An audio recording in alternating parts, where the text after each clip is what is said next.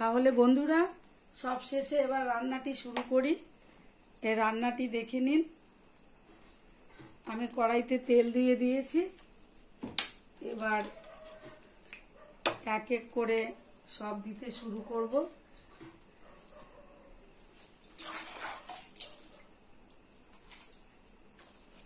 এই যে আছে ক্যাপসিকাম। এবার ক্যাপসিকামটাকে আমি কেটে নিই।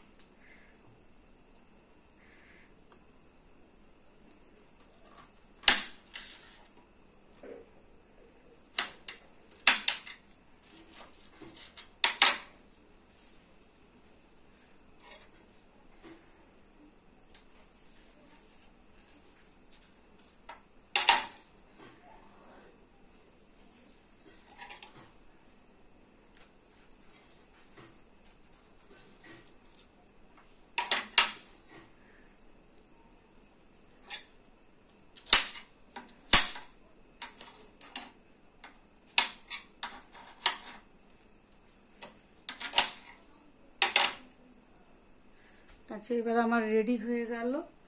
আমি এক এক করে দিতে শুরু করি। আমি দিয়ে দিলাম পেঁয়াজ।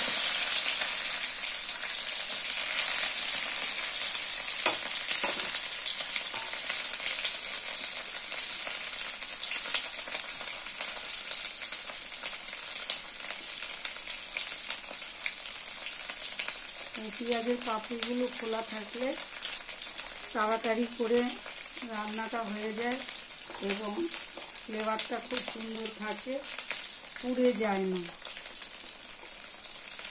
সেই কারণে এভাবে খুলে নেওয়া হয়। ভেজে দিয়েছি। এবার যেটা করতে হবে, একটু নেড়ে দিলাম।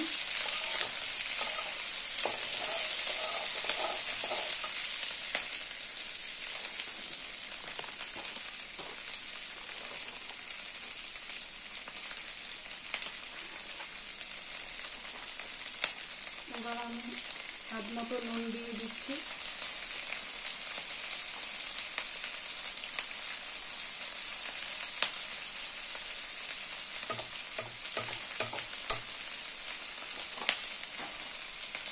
এবার একটু চিনি দিয়ে দিব, খুব কম। চিনিতে টেস্টটা সুন্দর হয়, বা মধু দিতে পারেন আপনি। আমি চিনি দিয়েছি। মধু আমি নামানোর আগে একটু দেব।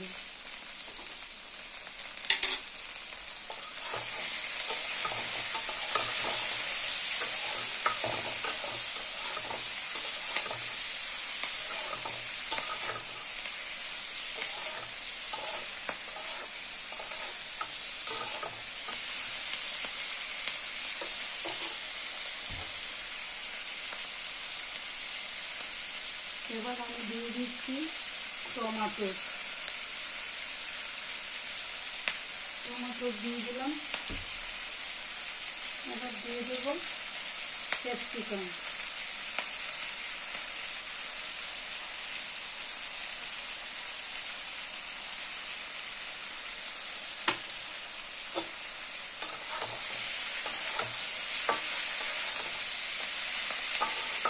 ক্যাপসিকামটা পেঁয়াজের আগে দিলে পরে পেঁয়াজ জল ছাড়তে পারে না, আর পেঁয়াজের ফ্লেভারটা নষ্ট হয়ে যায়। খুব সুন্দর একটা ফ্লেভার নিয়েছে। খুব দারুণ দুর্ধর্ষ গন্ধ বেরিয়েছে।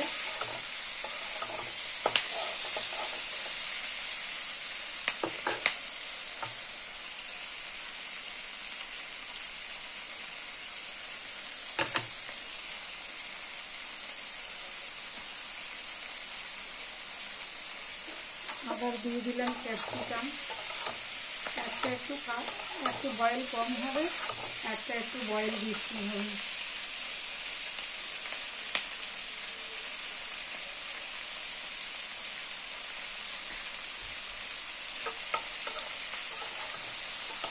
বয়েল তো ঠিক না, এটা ফ্রাই হচ্ছে।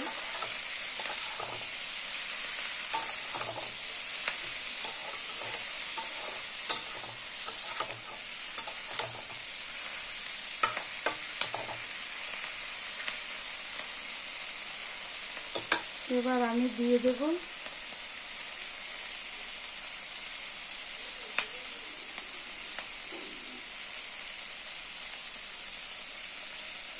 লেটুস পাতায় রাখা পনির। লেটুস পাতায় কেন রেখেছি এটাও বলে দিচ্ছি আপনাদেরকে। লেটুস পাতার উপরে পনিরটা ভেজে রাখবেন, ওর একটা দুর্ধর্ষ ফ্লেভার বেরোবে। সেই ফ্লেভারের জন্য আমি লেটুস পাতার উপরে রেখেছিলাম।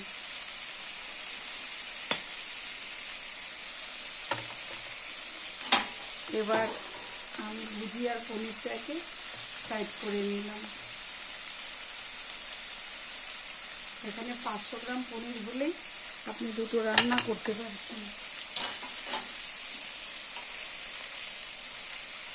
এবার আমার লেটুস পাতা রেডি।